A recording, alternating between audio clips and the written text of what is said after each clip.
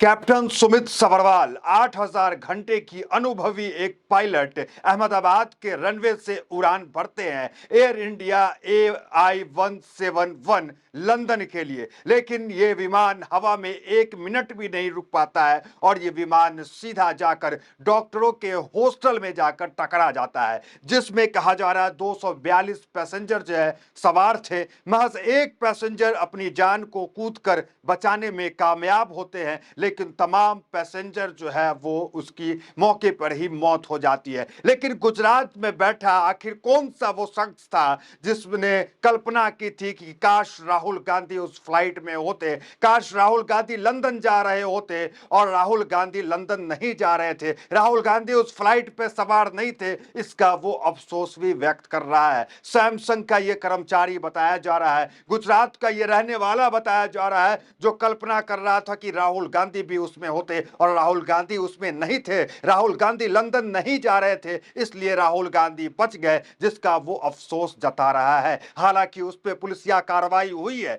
कौन है वो शख्स, उसके बारे में क्या कुछ खबर चल रही है, क्यों वो राहुल गांधी को इस प्लेन हादसे में, इस प्लेन क्रैश में निपटाने की योजना और निपटाने की जो कल्पना जो है वो कर रहा था, उस खबर पे आते हैं उससे पहले ये बताना आपको जरूरी है कि जिस रनवे से ये फ्लाइट उड़ी वो उस अहमदाबाद के इंटरनेशनल एयरपोर्ट पे महज एक रनवे है, और उसी एक रनवे से डोमेस्टिक और इंटरनेशनल फ्लाइट जो है उड़ान भरती थी, जो कि खतरनाक था।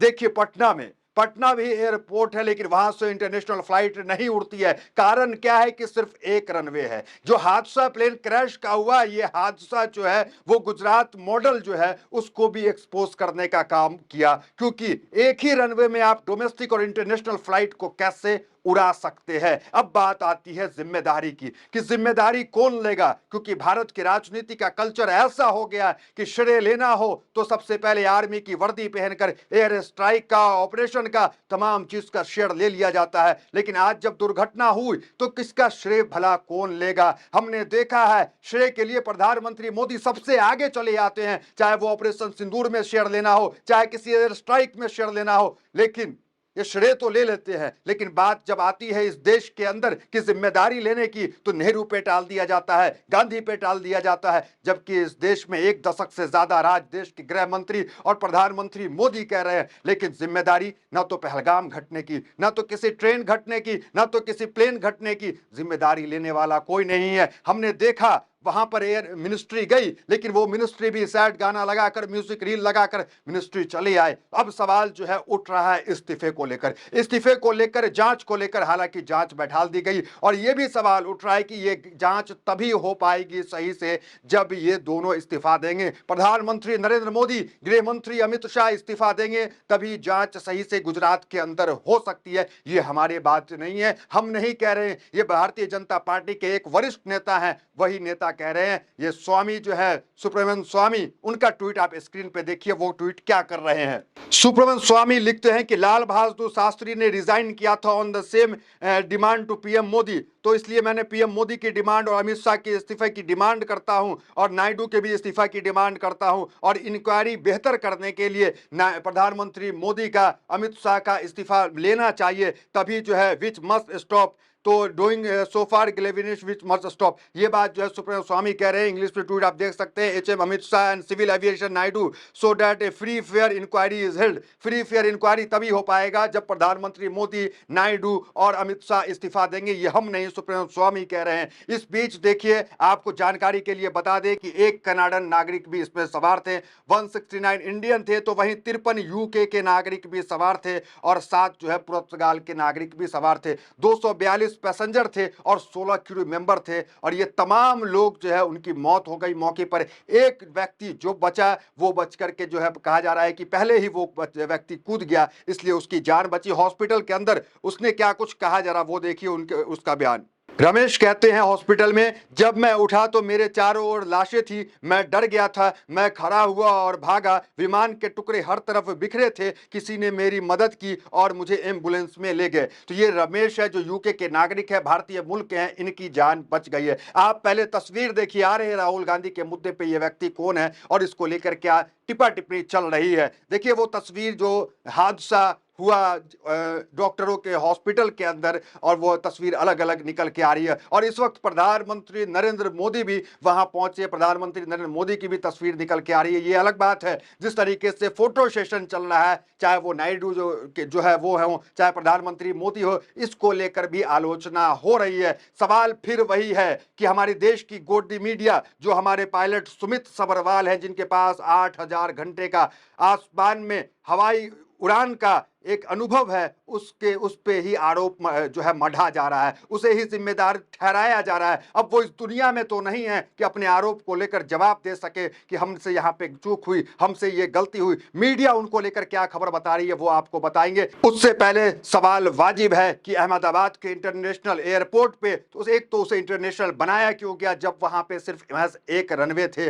और फिर वही सवाल, जब हमारे देश के अंदर एक जो है व्हीकल जो है, 4 चक्के गाड़ी जो है, वो 10 साल के अंदर एक्सपायर हो जाता है, वो सड़कों पे नहीं चल सकती है, फिर ये एयर इंडिया का ये 13 साल पुराना जहाज क्यों चल रहा था? सवाल हम किससे पूछे? क्या है वो इस एयर इंडिया से पूछे जिसे जो है बेच दिया गया टाटा के हवाले? टाटा की जिम्मेदारी है। क्या हम जो इंटरनेशनल एयरपोर्ट अहमदाबाद में है, क्या हम वहां की सरकार से सवाल पूछे या अडानी से पूछे? क्योंकि उसे भी अडानी को दे दिया गया, जहाज को टाटा को दे दिया गया, तो फिर जिम्मेदारी कौन लेगा, कौन जिम्मेदारी तय करेगा? लेकिन इतनी खबर है कि टाटा ने 1-1 करोड़ रुपया जितने लोग जो है जान गंवाए हैं उसे देने का ऐलान कर दिया है। अब फिर एक बार मुद्दे पे आते हैं। देखिए राहुल गांधी का ट्वीट, राहुल गांधी ने जो अहमदाबाद के अंदर हुआ उसको लेकर के, जो क्रैश को लेकर के एक संवेदनाएं दी, उस पे एक अनुभव गुप्ता है, ये अहमदाबाद का है। अहमदाबाद में रहकर ये क्या ट्वीट करता है, तू भी बोट कर जाता उसी में, मर जाता तू भी, जिंदा रहता तेरे कॉन्डोलेंस ने तो बहुत समाज कल्याण कर दिया है।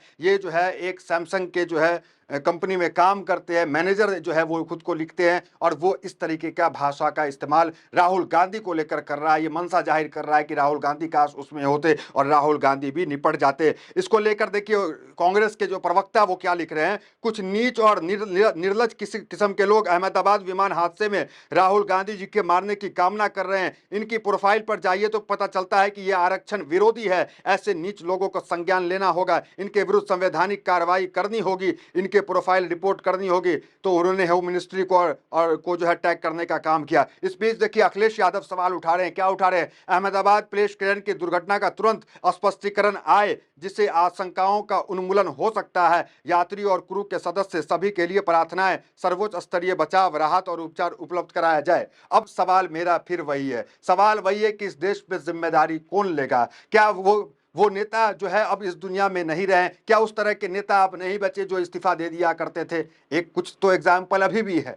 हमने देखा नीतीश कुमार को ट्रेन दुर्घटना के बाद इस्तीफा दिया। हमने देखा ममता बनर्जी को दुर्घटना के बाद इस्तीफा सौंप दिया। कई नेता को हमने देखा जिसने इस्तीफा सौंप दिया। लाल बहादुर शास्त्री ने इस्तीफा सौंप दिया। लेकिन पहलगाम घटना हो जाता है, 28 निर्दोष लोगों की मौत हो जाती है, और उस 6 आतंकी को हम नहीं पकड़ पाते। लेकिन कोई जिम्मेदारी लेने को तैयार नहीं, कोई इस्तीफा देने को तैयार नहीं। और अब जब प्लेन क्रैश हुआ तो क्या नायडू इस्तीफा देंगे? क्या गृह मंत्री इस्तीफा देंगे? तो ये इस्तीफा की बात कहां से कौन करेगा अब? क्योंकि इस्तीफा तो कांग्रेस के जमाने में होता था, बीजेपी के जमाने में सिर्फ श्रेय लिया जाता है। ये सवाल उत्पन्न होंगे। देखिए बेशरम हमारी मीडिया सरकार से सवाल न उठाकर, सवाल किससे उठा रही है? सवाल वो जो इस कैप्टन जो दुर्घटनाग्रस्त में उसकी मौत हो गई, जो अपने ऊपर लग रहे आरोपों का जवाब भी नहीं दे सकते। मीडिया क्या लिख रही है जरा देखिए। मीडिया लिख रही है कि बोइंग 7878 की कम ऊंचाई, कम गति और गियर नीचे होने के कारण यह सबसे ज्यादा संभव है कि टेक ऑफ के दौरान विमान की सेटिंग में बड़ी गलती हुई, जैसे कि फ्लैक्स गलत, इंजन की ताकत कम, जल्दी रोटेशन या गियर ऊपर करना। इसकी संभावना 70 से 80% मानी जा रही है।